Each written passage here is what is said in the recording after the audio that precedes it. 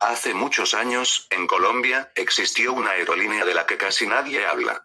No aparece en documentales, no tiene grandes registros y para muchos simplemente nunca existió.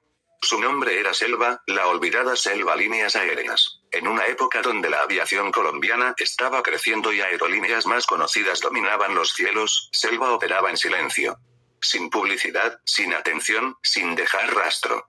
Pero lo más extraño no era su bajo perfil, sino el tipo de avión que utilizaban. No era pequeño, no era discreto y definitivamente no era común para una aerolínea tan desconocida.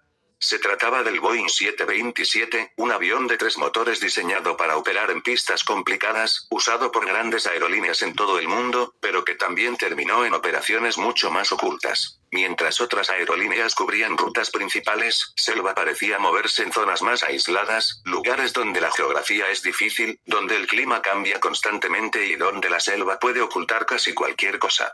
Ese tipo de operaciones ya eran complejas por sí solas, pero en este caso hay algo más que llama la atención. Uno de los pocos registros que existen menciona una aeronave específica, el HK-4026. Un Boeing 727 que, con el tiempo, se convirtió en parte de esta historia casi invisible. No hay muchos datos claros sobre sus operaciones, no hay registros completos fácilmente accesibles y eso resulta extraño, porque en aviación normalmente todo queda documentado. Selva era una aerolínea pequeña, pero no lo suficiente como para desaparecer completamente de la historia sin dejar huella. Aún así, eso fue exactamente lo que ocurrió. Con el paso del tiempo, su presencia se fue desvaneciendo hasta desaparecer por completo. Algunas explicaciones dicen que simplemente no logró sostenerse económicamente. Otras sugieren que operaba en condiciones tan difíciles que gran parte de su historia nunca se documentó correctamente.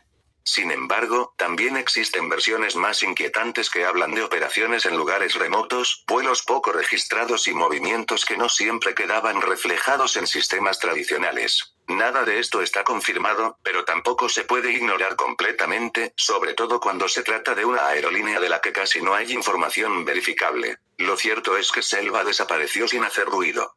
No hubo anuncios, no hubo titulares, no hubo despedidas.